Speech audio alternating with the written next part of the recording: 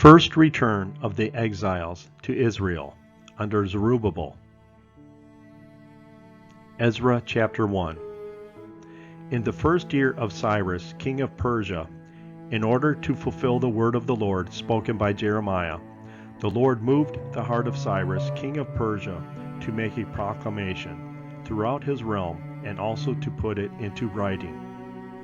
This is what Cyrus, king of Persia, says. The Lord, the God of heaven, has given me all the kingdoms of the earth, and he has appointed me to build a temple for him at Jerusalem, in Judah. Any of his people among you may go up to Jerusalem in Judah and build the temple of the Lord, the God of Israel, the God who is in Jerusalem, and may their God be with them.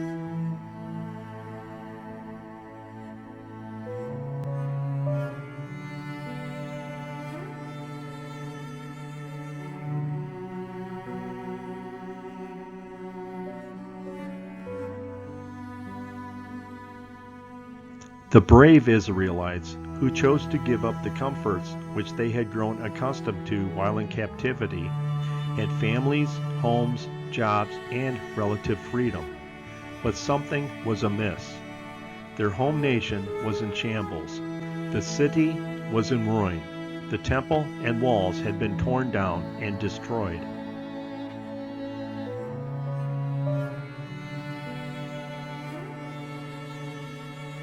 Ezra chapter 2 records, Now these were the people who came up out of the captivity of those exiles whom Nebuchadnezzar, the king of Babylon, had carried captive to Babylonia. They returned to Jerusalem and Judah, each to his own town.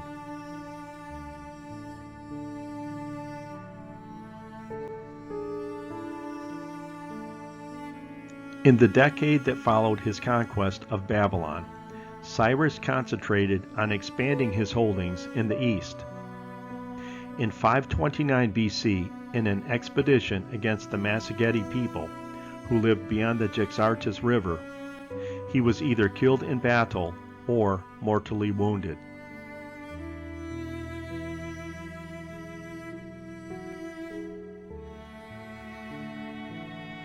Fortunately for the stability of the empire, Cyrus had taken the precaution to name his son Cambyses as the one who was to succeed him in the event of his death.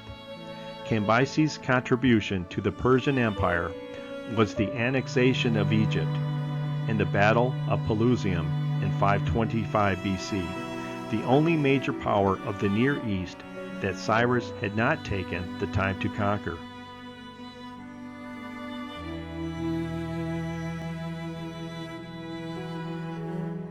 The following is a timeline of the rule of the great Persian Empire from the biblical days of Daniel and the returns to Jerusalem under the command of God's prophets, to the time of the fall of this once great and mighty empire.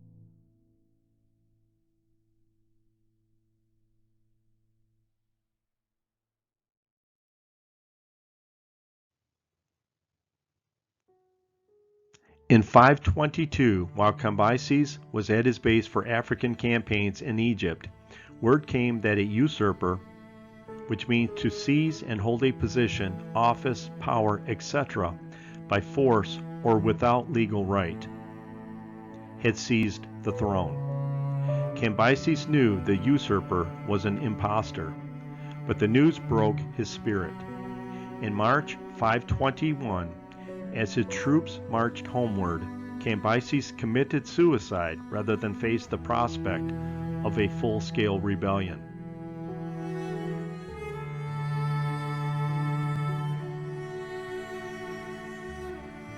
Ezra chapter 3 reports of construction of the temple and opposition under Persian rulers, probably the throne usurper.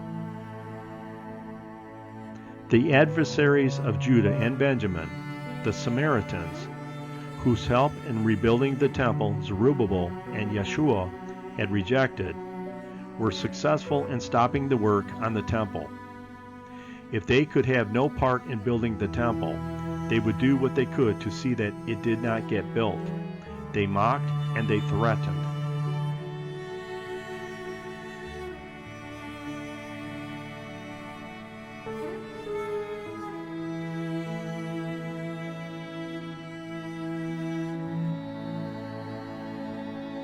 Do we remember who the Samaritans were?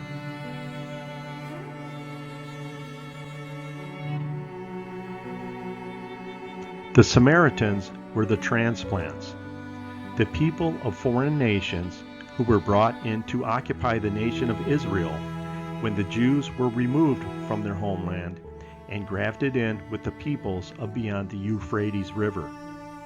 This strategy was done in order to prevent a rising up in solidarity among the people of the occupied land against their aggressors, which had been the Babylonians. Once they began to marry in the land, the offspring, the Samaritans, were neither fully Jewish nor fully alien. They felt no allegiance toward the God of Israel.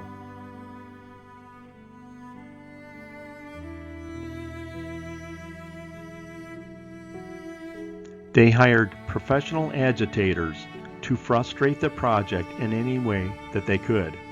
And apparently they wrote letters to the king to the effect that the temple would represent a threat to the empire, since it would serve as a focus for nationalistic activity.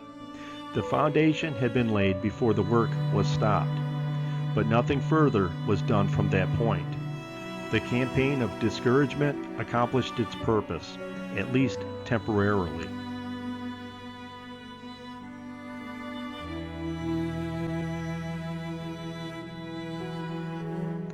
One of Cambyses' officers, Darius, was related to the royal family. At Cambyses' death, he stepped forward and proclaimed himself king. The army accepted him, and he set out for Medina. There, he and 6 friends assassinated the pretender.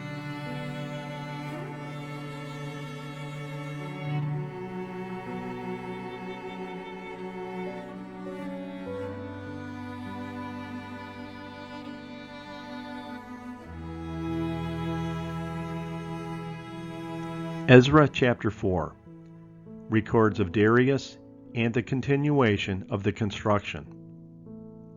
In 520 BC, the second year of the reign of King Darius, interest in the temple project was revived by 2 prophets, Haggai and Zechariah. Apparently, they viewed the explosive situation as a sign that the new age was about to begin and felt it was imperative that the temple be completed, since it would be the focal point of Yahweh's new activity.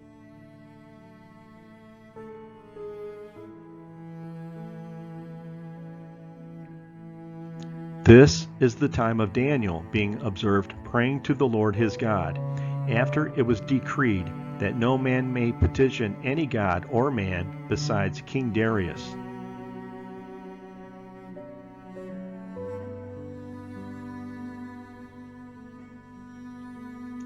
Daniel chapter 6 records Darius's foolish decree, where Daniel is thrown into the lion's den. Also, Darius's wise decree. Then Darius the king wrote to all the peoples, nations, and populations of all languages. People are to tremble and fear before the God of Daniel. He is the living God and enduring forever. His kingdom is one which will never be destroyed. His dominion will be forever.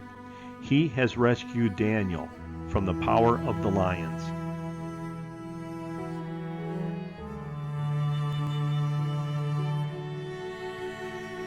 So this Daniel enjoyed success in the reign of Darius, and in the reign of Cyrus the Persian.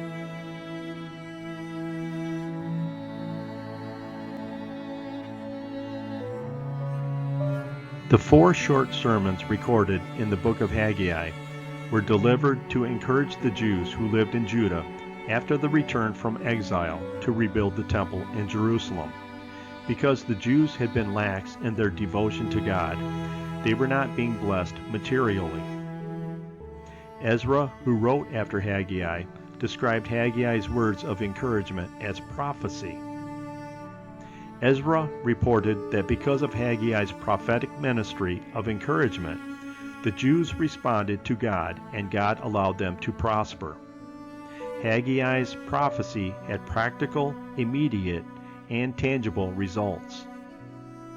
While all of Haggai's words were prophetic, not all were predictive.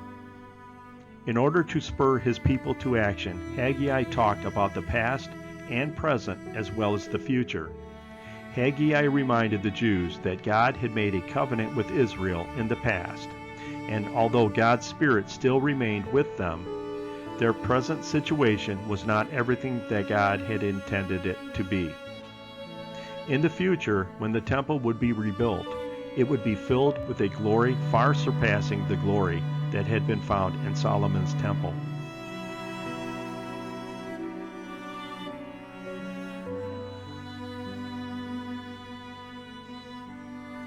The last of Haggai's recorded oracles again envisioned the overthrow of the kingdoms of the world and announces to Zerubbabel that he has been chosen for a place of special authority in the new age. Haggai refers to Zerubbabel as both the servant and the signet ring, or official representative of Yahweh. When this oracle is placed alongside several found in Zechariah, it is difficult to avoid the conclusion that these 2 prophets regarded Zerubbabel as a type of Davidic Messiah.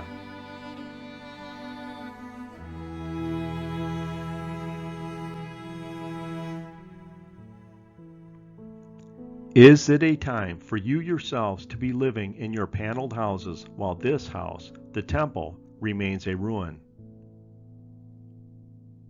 Now this is what the Lord Almighty says. Give careful thought to your ways. You have planted much, but have harvested little, because of my house which remains a ruin, while each of you is busy with his own house.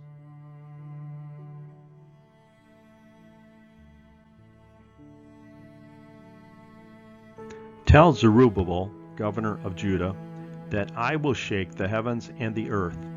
I will overturn royal thrones and shatter the power of the foreign kingdoms. I will take you, my servant Zerubbabel, son of Shealtiel, declares the Lord, and I will make you like my signet ring, for I have chosen you, declares the Lord Almighty.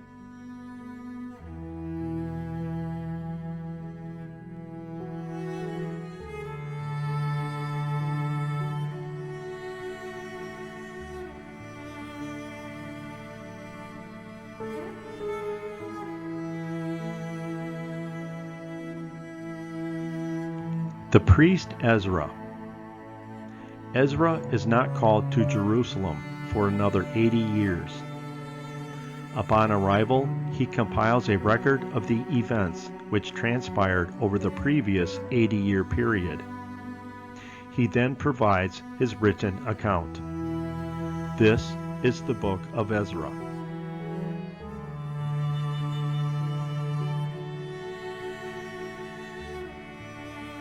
In approximately 537 BC, the first decree of Cyrus to allow the Israelites in captivity to return to Jerusalem and rebuild their temple, recorded in Ezra, chapter 1, verse 1.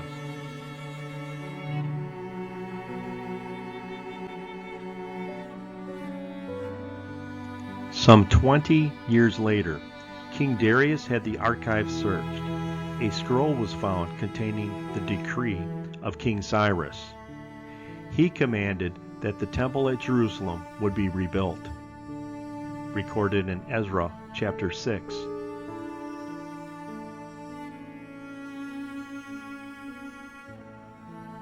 Darius enforced this decree and also commanded that the expenses for the trip would be paid out of the royal treasury of Persia.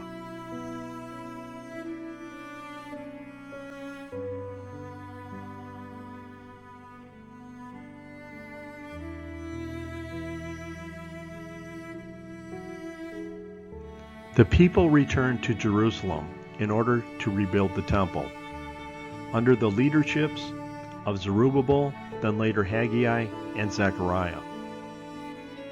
Construction had been halted for a short time by the usurper king.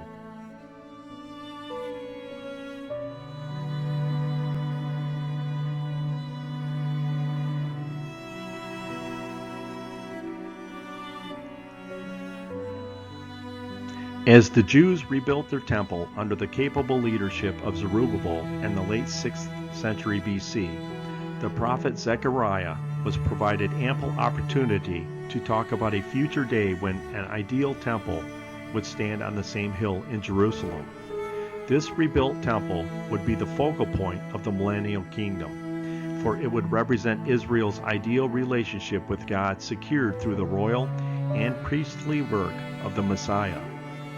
Zechariah's prophecies were spoken to encourage the Jews to have the same faith in God in their own day that they would be granted in the millennial kingdom. The salvation and full restoration of Israel would come, however, only by an act of God.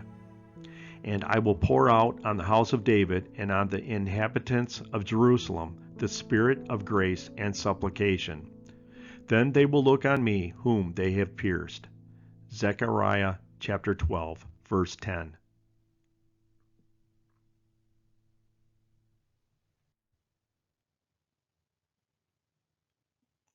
Zechariah seems to envision not just a rebuilt temple, but a restored nation and a glorious new Jerusalem, with a Davidic king at its head.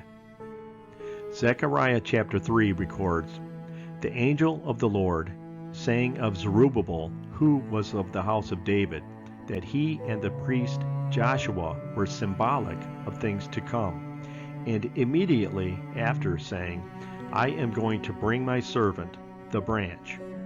The angel was explicitly identifying Zerubbabel and Joshua as messianic type figures.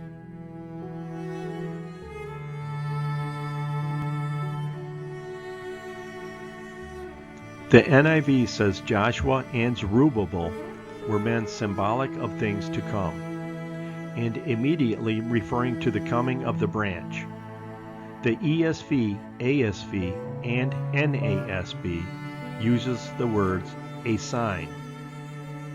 The Wycliffe Bible uses the word signifying, and Young's literal translation uses the words men of type are they. The Darby Bible of 1890 and the Orthodox Jewish Bible uses the word portent, meaning a sign or warning that something, especially something momentous or calamitous, is likely to happen.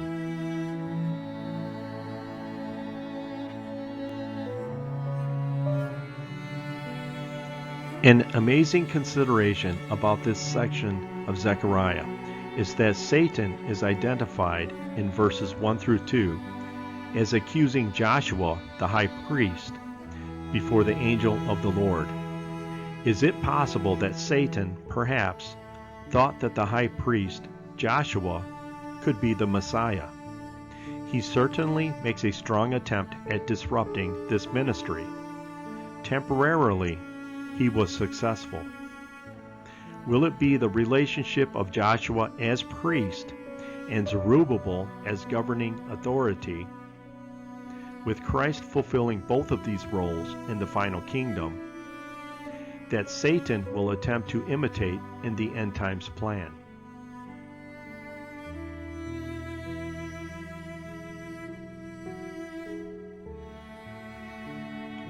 When Zerubbabel and Yeshua, that's Joshua, resumed work on the temple in 520 BC, local opposition reappeared.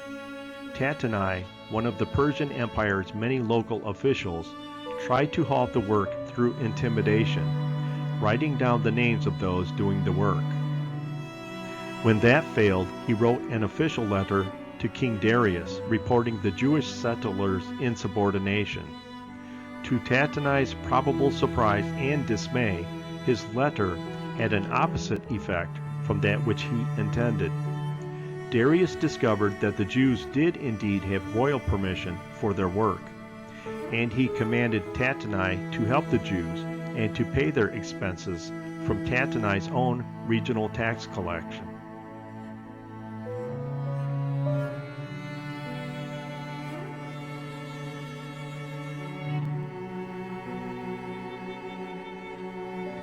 Zechariah chapter 12, verse 1 records, "The Lord stretches out the heavens, laid the foundations of the earth, and forms the spirit of man within him." Chapter 4, verse 6 records, "So he said to me, This is the word of the Lord to Zerubbabel, not by might nor by power, but by my spirit, says the Lord Almighty."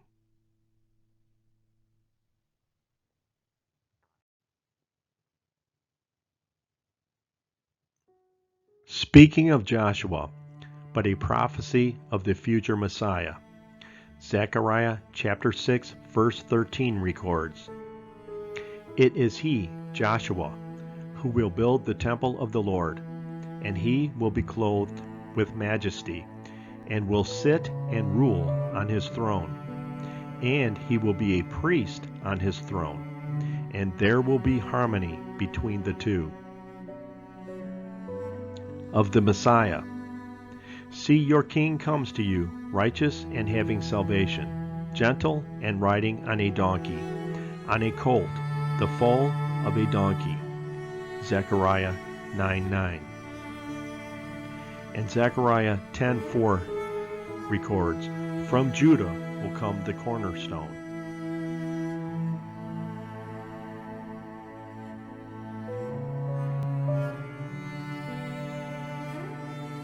The idols speak deceit. Diviners see visions that lie. They tell dreams that are false. They give comfort in vain. Therefore the people wander like sheep, oppressed for lack of a shepherd. Zechariah chapter 10, verse 2.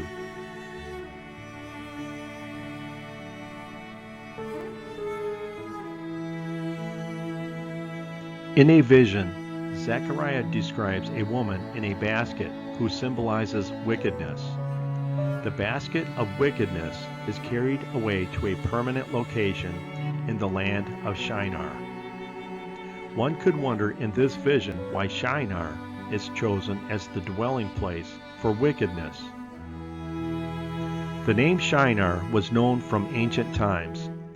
In the first list of nations recorded in Genesis chapter 10, Shinar is named as the land in which the legendary Nimrod began his kingdom. Nimrod's first cities, Akkad, Erech, and Babel, point to a location for the land of Shinar in the southern part of the Tigris-Euphrates Valley, now in modern Iraq.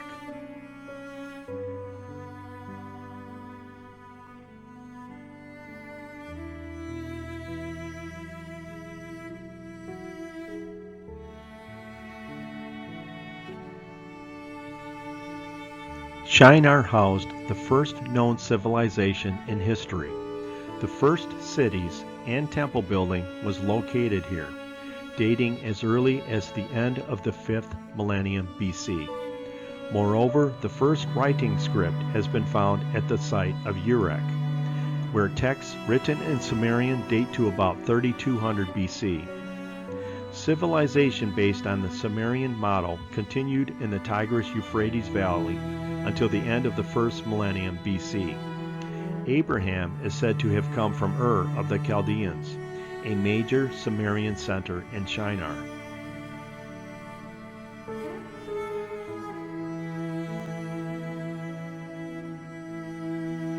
The ancient land of Shinar consisted approximately of the territories later called Babylonia.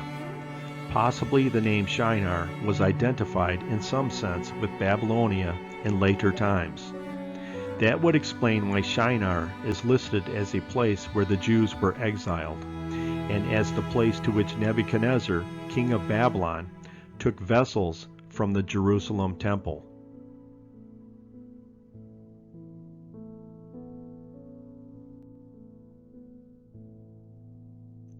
The translators of the Septuagint, the Greek translation of the Old Testament, even translated the Hebrew word for Shinar in Zechariah 5:11 with the Greek word for Babylonia. Babylon was the place of Judah's captivity. It acquired a reputation as a world power that was hostile to God, and one that would be punished for its hostility.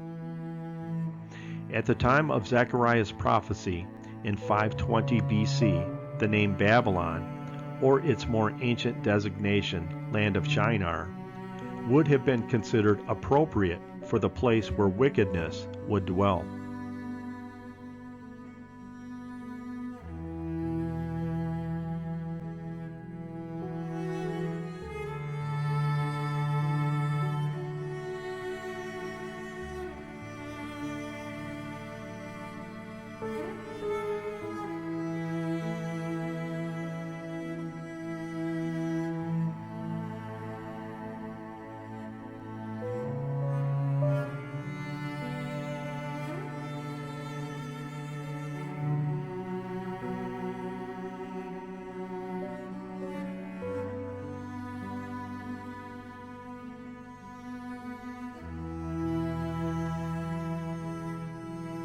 The new temple was of simple construction compared with Solomon's original temple, destroyed by Nebuchadnezzar in 586 BC.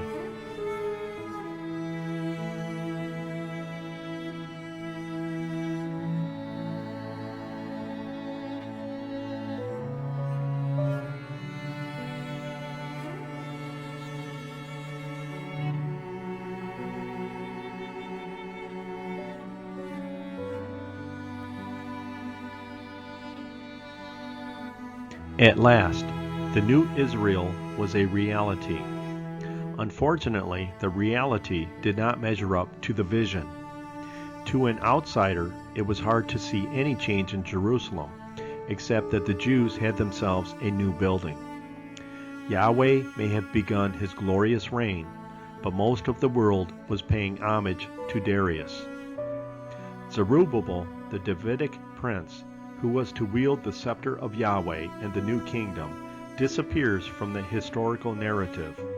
He may have been removed by a Persian power, or he may have died, or he may have ruled quietly for a number of years.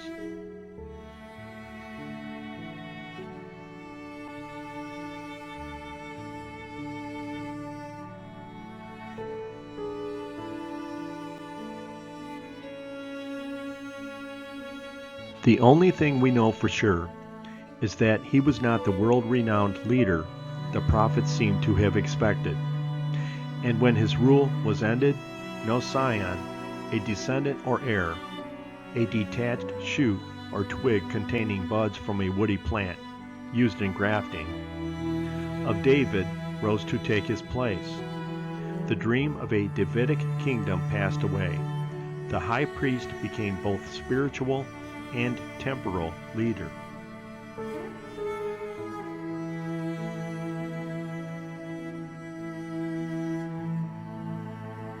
This disparity between hope and reality must have brought great disappointment to the restoration community.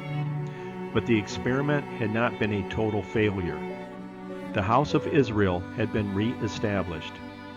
It had been met and passed a severe crisis, and it would stand until another son of David, who was also called Messiah, arose to announce that the kingdom of God was among men.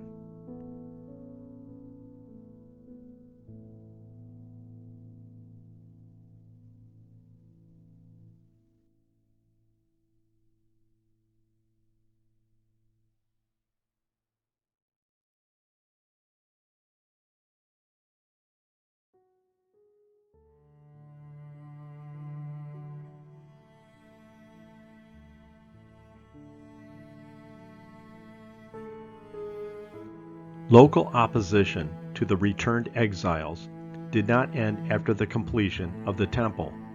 It seems to have resumed under the reigns of Xerxes I, Ahasuerus, Darius's son, and Artaxerxes I. The local opponents waged a letter-writing campaign complaining about the continued rebuilding of Jerusalem. While this same tactic had been used earlier during Darius's reign, this time it worked.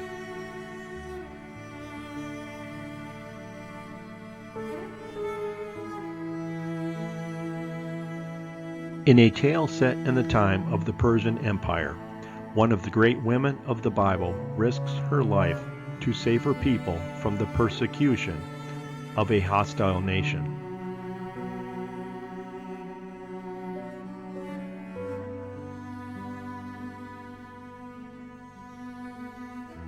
Esther, or Hadassah in Hebrew, is the heroine of an ancient chronicle set in the splendors of the Persian Empire at its height in the 5th century BC.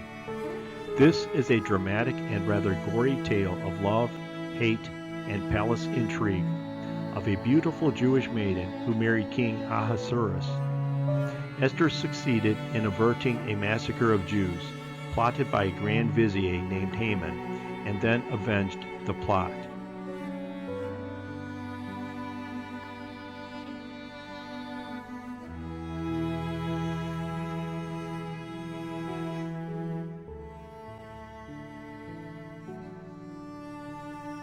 The story of Esther tells that among the hundreds of beautiful women whom Ahasuerus or Xerxes called to his palace, she found grace and favor in his sight more than all the virgins. This carved Persian portrait shows the same regal bearing Ahasuerus might have shown when he first beheld the Jewish maiden.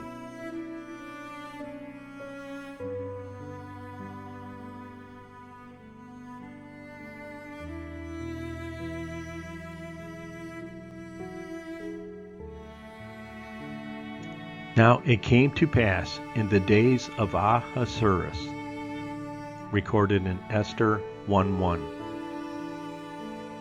This was Xerxes I, son of Darius the Great, whose portrait in stone shows him while he was still crowned prince.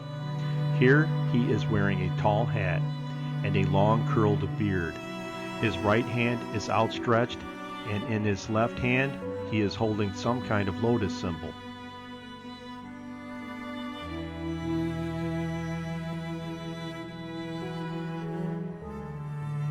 A long robe, pleated at the side, is worn under a wide-sleeved, pleated cape.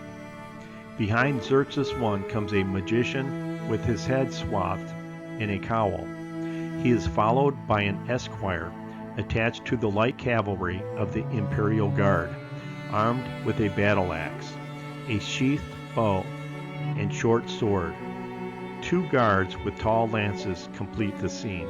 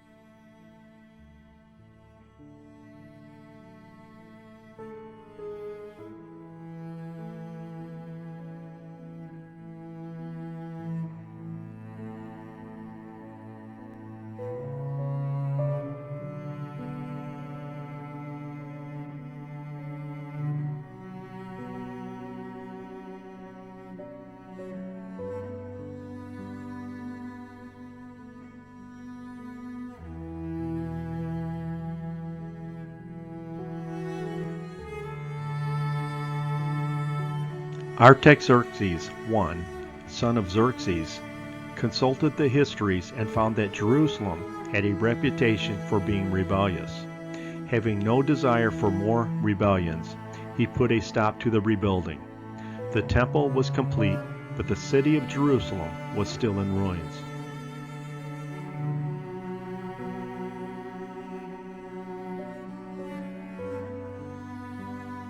These were desperate years for the people of God. The Persian Empire seemed invincible. The prosperity and security that were expected to follow the completion to the temple did not seem to have materialized. The religious fervor inspired by Haggai and Zechariah gradually died down. With no wall to repel attackers, Jerusalem was subjected to repeated raids from her hostile neighbors. The moral and religious fiber of the community was again weakening.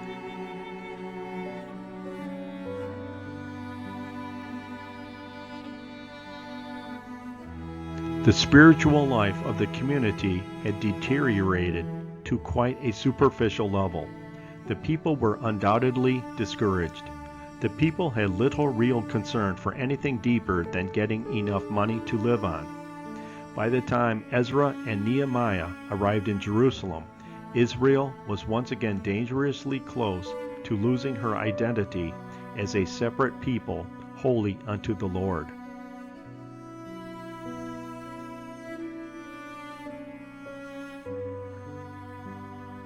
The captivity oracles of Isaiah had given the people of God a vision of a new day that was about to break upon their horizon. Soon, they were sure, a great deliverer would free them from the grip of Babylon and send them home to Jerusalem. They would restore the holy city and make her the queen of the universe. Men from all nations would come to pay homage to her and her God. When Cyrus the Persian overthrew Babylon and granted the exiles permission to return to Jerusalem, it seemed the glorious day was dawning.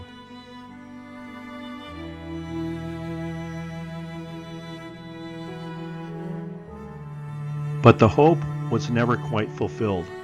The desert they crossed did not bloom. The hills and the trees neither sang nor clapped. And the structure they raised from the ashes was hardly a jeweled city. The drab existence they met in Judah seemed a far cry from the glorious restoration the prophets had promised.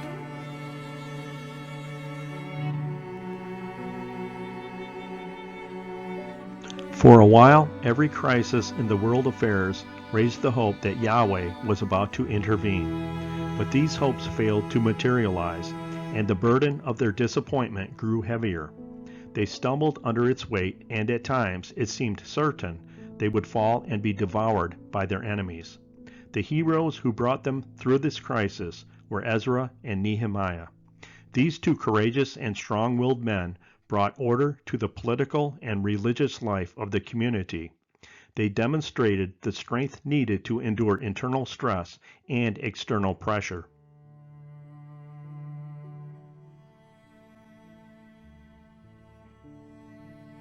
457 BC, 80 years after the first return under Zerubbabel and Joshua to rebuild the temple.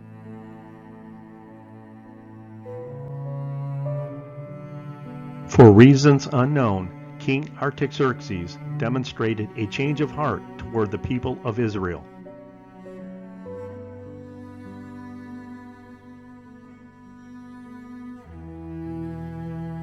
The book of Ezra, chapter 7 through 10, records the second return under Ezra the priest to Jerusalem.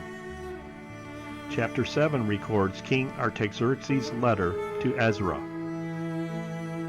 This is a copy of the letter King Artaxerxes had given to Ezra the priest, a teacher of the law, a man learned in matters concerning the commands and decrees of the Lord for Israel.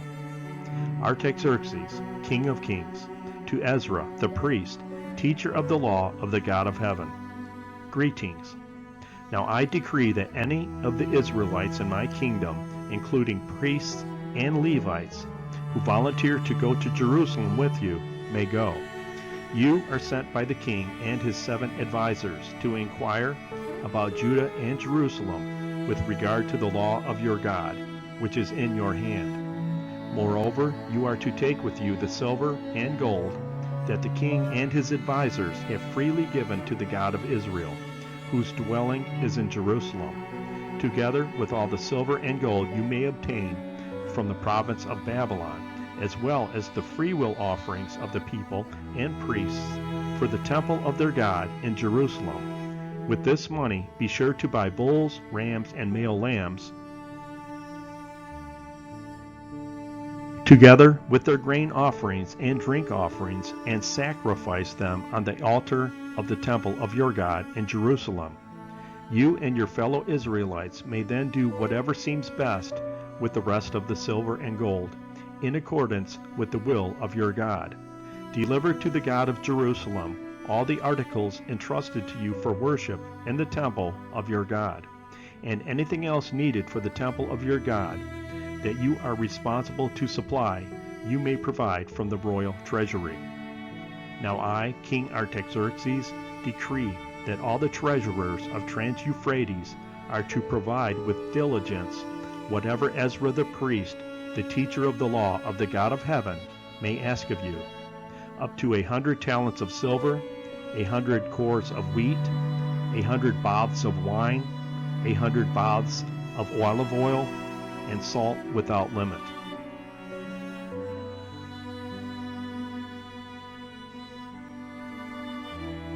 Whatever the God of heaven has prescribed, let it be done with diligence for the temple of the God of heaven. Why should his wrath fall on the realm of the king and of his sons? You are also to know that you have no authority to impose taxes, tribute, or duty on any of the priests, Levites, musicians, gatekeepers, temple servants, or other workers at this house of God. And you, Ezra, in accordance with the wisdom of your God, which you possess, appoint magistrates and judges to administer justice to all the people of Trans-Euphrates, all who know the laws of your God, and you are to teach any who do not know them. Whoever does not obey the law of your God and the law of the king must surely be punished by death, banishment, confiscation of property, or imprisonment.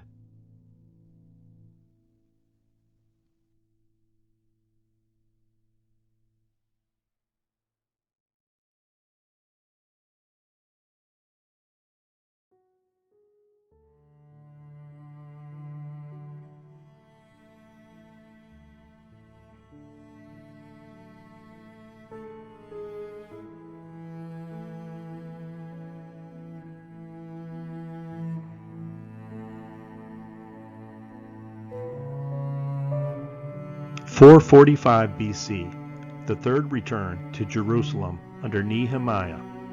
Nehemiah, upon being informed of the broken down condition of the walls of Jerusalem and impending dangers, the wall of Jerusalem is broken down and its gates have been burned with fire, recorded in verse 3. Nehemiah intercedes in prayer.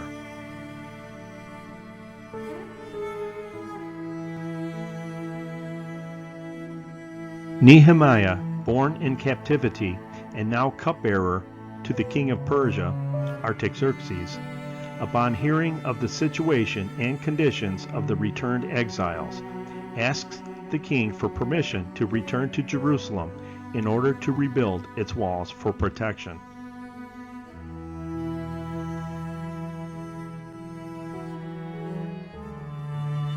Recorded in Nehemiah chapter 2, verse 6 through 8. God answers Nehemiah's prayer. The king graciously allows Nehemiah to travel to Jerusalem in order to rebuild its protective walls.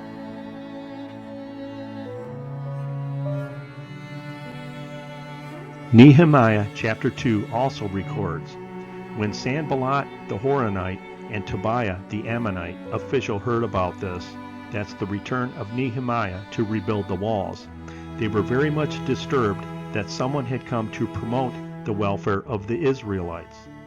Then I said to them, you see the trouble that we are in. Jerusalem lies in ruins and its gates have been burned with fire.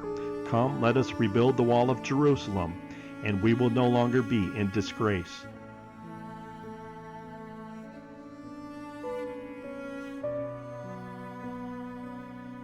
I also told them about the gracious hand of my God on me and what the king had said to me. They replied, "Let us start building." So they began this good work. But when Sanballat the Horonite, Tobiah the Ammonite official, and Geshem the Arab heard about it, they mocked and ridiculed us. "What is this that you are doing?" they asked. "Are you rebelling against the king?" I answered them by saying, "The God of heaven will give us success. We, his servants, will start rebuilding. But as for you, you have no share in Jerusalem or any claim or historic right to it."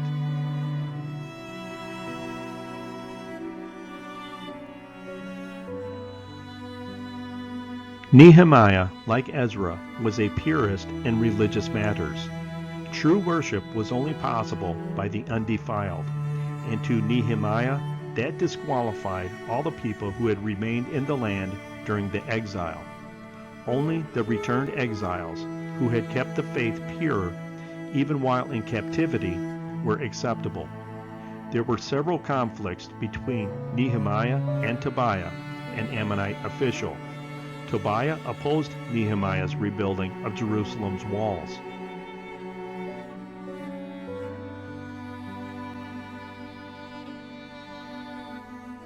Accusations that Nehemiah was rebelling against the Persian king who had appointed him Judah's governor failed to stop the work. Tobiah further ridiculed the walls and then plotted with others to attack Jerusalem before the walls could be completed. These attempts likewise failed. Tobiah even attempted to lure Nehemiah away from Jerusalem in order to assassinate him. Later on, Tobiah sent him threatening letters.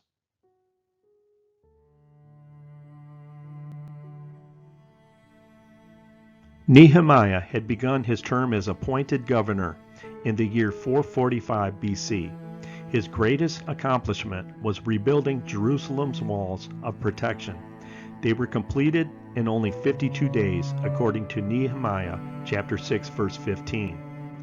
But these quickly erected walls may have been just makeshift structures.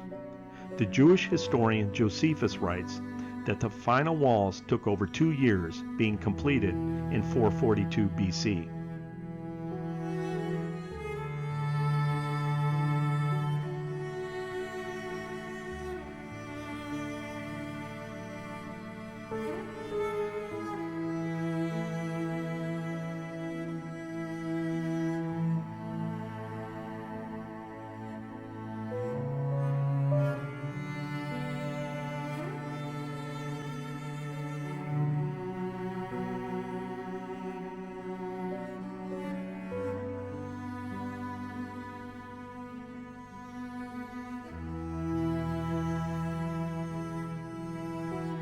Nehemiah returns to Persia in 432 BC.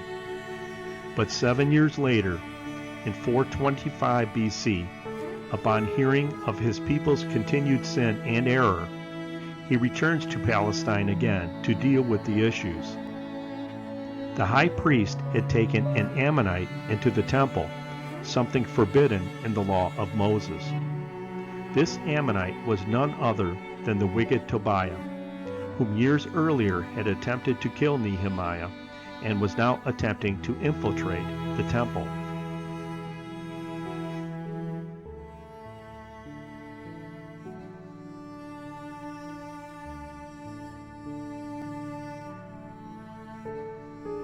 When Nehemiah found that Tobiah, an Ammonite official, had been given rooms in the temple itself, he was aghast.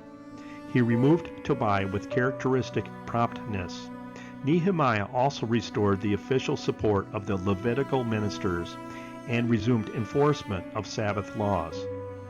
Attempting to infiltrate the temple was possibly Tobiah's new strategy to undermine Nehemiah's authority. Most likely, he wished to rule over Jerusalem himself, even though he was an Ammonite, not a Judean.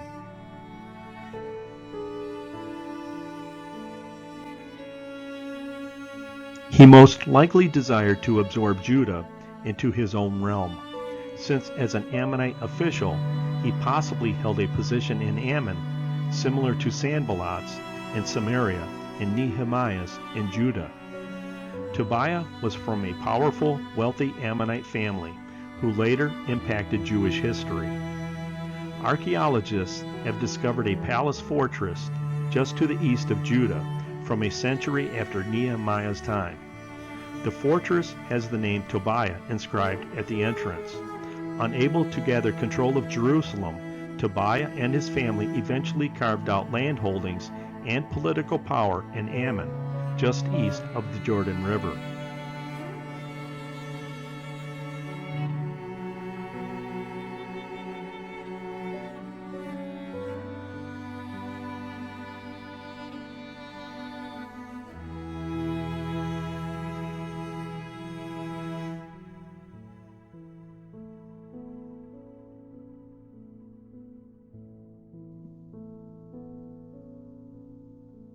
The third decree was the allowance granted by King Artaxerxes, that Ezra the priest and any Israelites desiring to go may return to Jerusalem to inquire about the land with regard to the law of Ezra's God.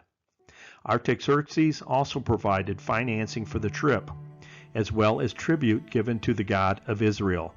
The decree also provided Ezra and the Israelites freedom from taxes, tribute, or duty on any of the priests or other workers of the house of God.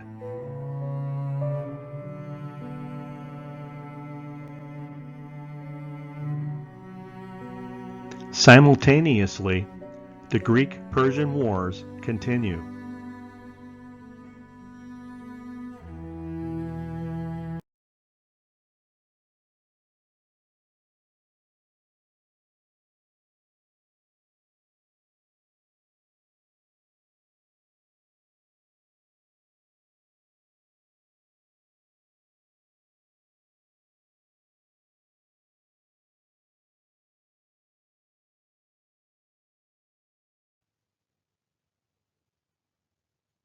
An interesting note: when the Old Testament order of the books were compiled, if the books of Ezra and Nehemiah were grouped in the category of books of history, instead of books of the minor prophets, the order of the historical books would closer parallel the order which the events took place.